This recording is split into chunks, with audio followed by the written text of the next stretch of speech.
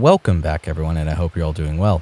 In this week's episode, we'll be taking another deep look into composing a shot along the coast here in 𝐒𝐨𝐷 National Park. This time around, though, things didn't exactly turn out how I had hoped, and I want to take a critical look at which decisions I made out in the field that worked, while also reflecting on areas that didn't come together and what I can do to improve.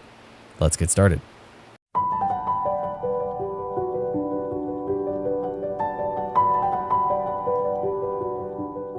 I spotted this composition while walking along the rocky coastline, not realizing it is right behind where I shot last week's episode, but it simply didn't exist because of the difference in tide, so I never even saw it.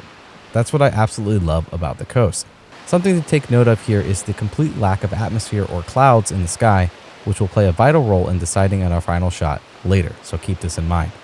The basics of this composition is that at this tide level, there's a little cove here that creates multiple waterfalls as the tide splashes the stone walls.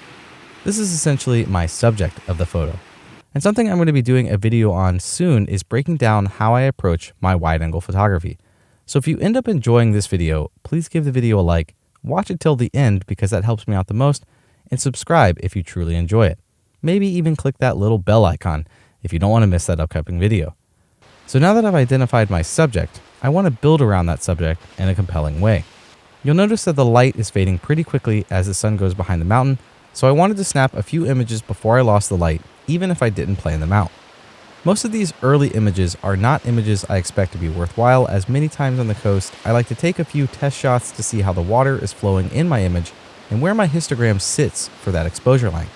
I'm checking how weighted my shadows and highlights are, being sure that I can recover or lift up everything in a single exposure if need be. You can see here that this very first shot is overexposed. So I threw on a 3-stop ND and took a few more test shots, checking my histogram again. Also note I'm not shooting with a tripod here, even though I'm shooting longer shutter speeds. This is so that I can find my composition and move around a lot quicker without hindering me. While I started in landscape orientation, I quickly changed to portrait as it suited the focus of my image more, which remember is those waterfalls in the composition. While the first image in landscape looked nice with the splashing waves, once the tide calms down to reveal those waterfalls, there's a lot more empty space in the landscape-oriented image.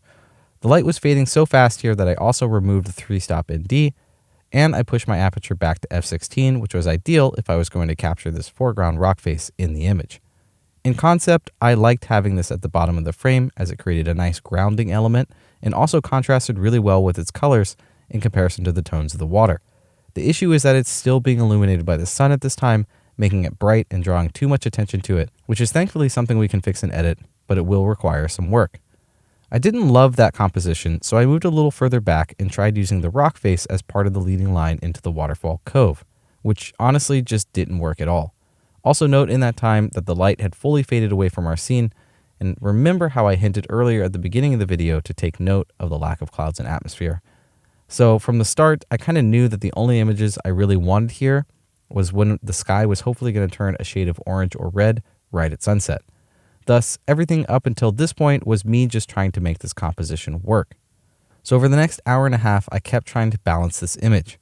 My biggest issue is that the compositions I found as the sun was setting is that the waterfall portion of the image doesn't draw enough attention. Take a look at this image. The waterfall is utilizing less area than our foreground, which is also far brighter because of the sunlight hitting it. There's this area of rock that has no wave elements in it, which breaks the flow by being more of a distraction than a leading element to our subject. And overall, the shot just feels flat. So I kept trying to find something better. At some point, I got a bit distracted by kelp, at least I think it's kelp, waving about in the water. I was mostly drawn to the colors of the water contrasted against it, and truth be told, the video footage is far more appealing than any image I captured, but I did have over an hour to kill while I waited for a bit of color in the sky. After taking way too many photos of splashing waves, I found by getting a little bit closer and honing in on just the waterfall, I could draw more attention to the waterfall as long as the waves kept crashing like they were. Hey, pardon the interruption, but I just wanted to say thank you for all the support. I cannot do this without you. These videos take a lot of time and effort to make. Without your support, I can't keep making them. So if you wanted to help support me in more ways than just liking or subscribing to this channel, you can do that with the little link down below where you can find things like my Patreon. My Patreon is an absolutely great way to help support me. You can get a postcard once a month for yourself. I'm going to try to do one editing video a month that has commentary. So if you're trying to learn editing or you want to see how I edit my images, I'm going to try to do one video a month there on my Patreon for that, or you can get credit at the end of some of these videos just for helping support me. It means the world. It really helps. And if that's not something you can do, but you are interested in editing, there's also a link to my Lightroom Editing Companion, which will help you learn a linear fashion to editing that I think is really unique. Anyways, lots of stuff down there. I really appreciate it. Let's get back to the video, and I'm getting eaten alive by mosquitoes. The sky started to catch a bit of color, and it was time to get into position. You'll notice I bring my tripod with me here, but I end up putting it back on the ledge. This is mostly because of how slippery the area was that I was standing. I'm also perched basically right above the water, a very precarious position that with any larger wave might have at the very least soaked me. So I wanted to be able to escape as quickly as I could. Also, my sweet spot of roughly 1/5 to 1/10 of a shutter speed was totally manageable handheld as long as I remember to turn my image stabilization on my lens on. Don't ask me why I know this. I fire off quite a few shots in landscape orientation, and then I try a portrait shot for a while once I noticed how the waves were breaking on the rock face below my feet.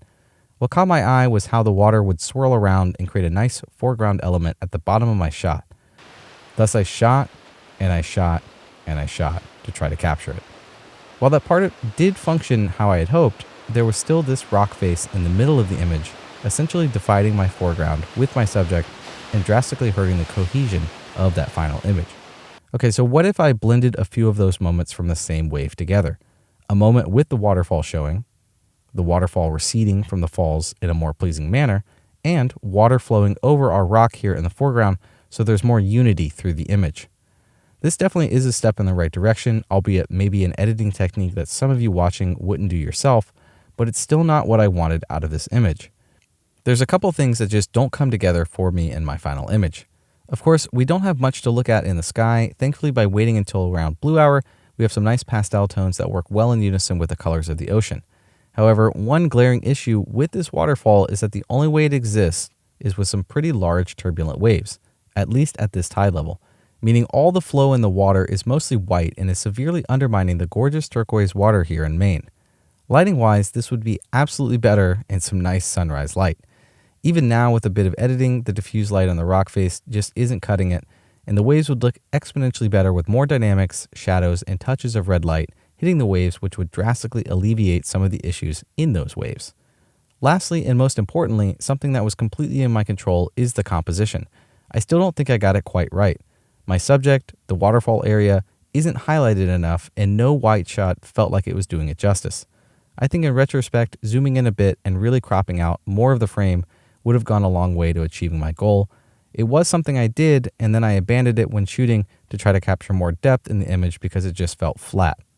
Funny enough, one of my favorite images from this evening was actually an accident. The very last photo I snapped, I moved my camera as I was taking it because I didn't actually mean to take the photo, and it created this almost dreamlike feeling. Yet the rocks and the waves are mostly sharp. Anyways, I made this video because it's a nice reminder that we all go out sometimes and can't put together what we feel is a strong image despite our best attempts. Sometimes certain compositions either need more time or maybe just different conditions or different light. So if you found this insightful, go ahead and give the video a like. And if you love the style and presentation, subscribe and notify yourself with the little bell icon for my next releases. No matter what, I really hope you enjoyed this, and there's got to be some rainbows out there somewhere. We just got to go find them. Later. All right, that was it. How long was that? Did I get sub 20 minutes? And there was a lot of delay. 21 minutes, I'll take it. Sweet Christmas.